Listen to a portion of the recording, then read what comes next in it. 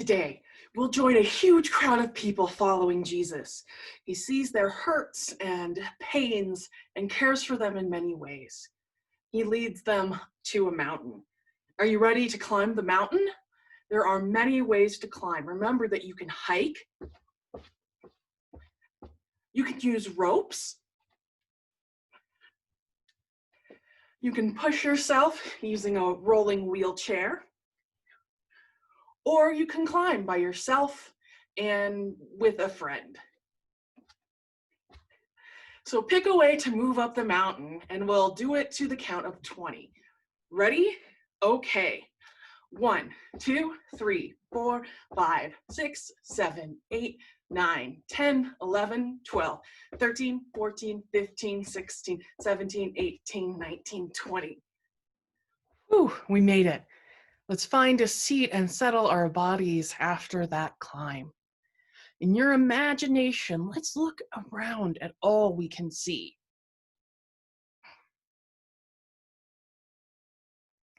In Jesus' time, people believed mountains were holy and special places to be with God.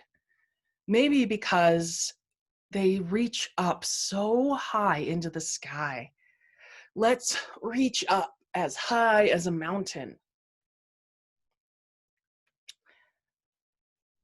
It's good to stretch after a big climb. Jesus told the gathered people about God's kingdom on this mountain. And you can think of a kingdom as the way the world works or is set up. In God's kingdom, there is abundance, more than enough honor and food and money and honor and love and power and resources for every child of God to thrive. Jesus said, "Blessed are those who hunger and thirst for righteousness, for they will be filled." How does it feel to be really, really hungry or thirsty? Have you ever felt that way for something other than food? I sometimes think of hunger as an ache, something that keeps getting stronger and stronger and stronger, and I can't ignore it, and I can't forget that I'm hungry. It can become the only thing I can think about. Many of the people Jesus spent time with were very hungry. They may not have had enough food or water, but their stomachs were not the only parts of them that were hungry. Their hearts were hungry for righteousness. And righteousness is a big word that means justice. This was how Jesus wanted the world to be, a place where people lived good lives, not only for their own sake, but for everyone else's too. Jesus teaches the people how God's justice, God's righteousness, means that we can make sure that everyone has everything they need. There are right and healthy relationships between people and all living things. There were a lot of ways things were not right for the people listening to Jesus. In that time, some people had a lot of money and power.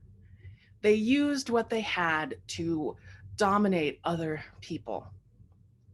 Some people, many people, were poor and felt powerless. Jesus speaks here to the people who felt that ache for a better world, God's kind of world. Jesus knew their hearts were hungering more and more for relationships and systems that were fair and right and not dominated by just a few. Just like we need food in order to live, we need love and hope and healthy connections with others. Jesus understands and cares about all of these needs. And part of feeling hungry for something is working for it, doing what we can to make sure what we hunger for can come true. Sometimes this takes a lot of patience and focus and hard work. Things like this don't come easy, and it usually doesn't come fast. Are there some things you're hungry for, like the people in Jesus' time?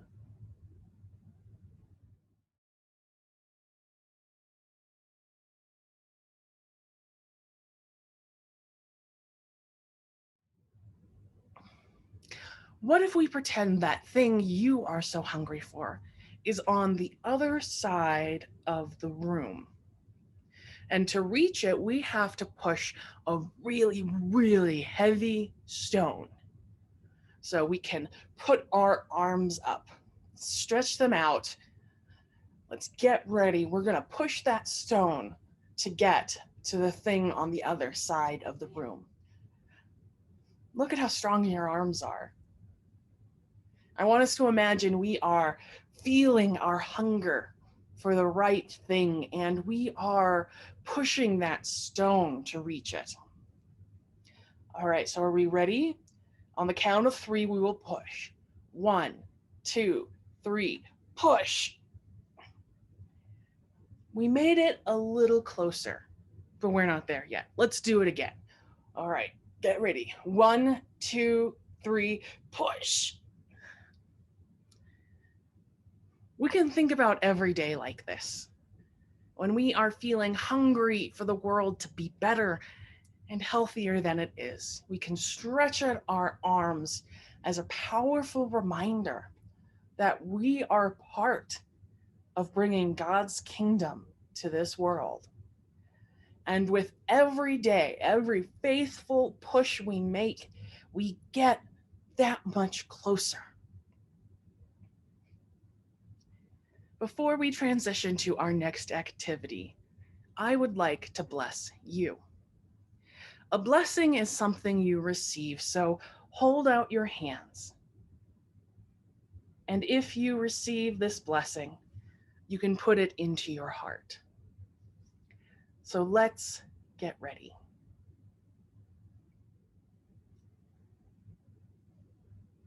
God blesses you to live for justice in your home and in your community. Amen.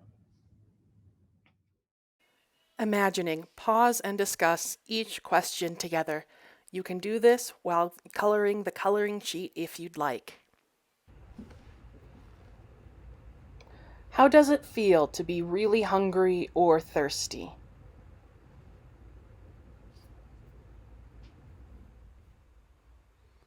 Have you ever felt hungry for something other than food?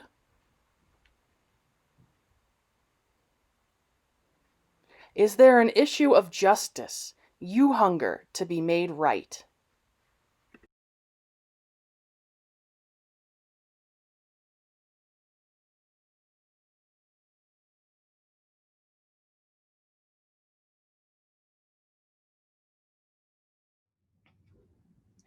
One of the roles of the church is to hunger for justice for absolutely everyone. What does it look like when the church hungers for righteousness or justice? What does it look like when children hunger for righteousness, hunger for justice? When children are hungry or thirsty or need protection, it is really important for their grown-ups to meet those needs. Children have unique needs, and everyone needs to talk about those needs. Every community must think about their children. One of our faith community's roles is to make sure families have enough for what they need, especially what they need to feed their children. It's one of the reasons we support the fish pantry. Children have many essential needs, and I want you to take out your cameras or borrow your parents' phones, and I want you to take pictures of what represents your needs or the needs of other children. You can think about a bowl full of food or a full glass of water, a hug, some books, or even a play doctor's kit. And then you're going to send in your pictures, and we're going to make a collage of all of the images and representing all of the needs that children have. And you can email that to Pastor Andy at broomfielducc.org.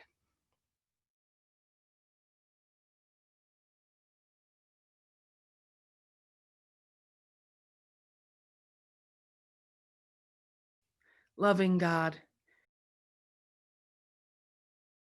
we want to keep pushing and working for justice in your world, making it a beautiful and loving place for all your children. Please help us lead lives of hope and healthy relationship,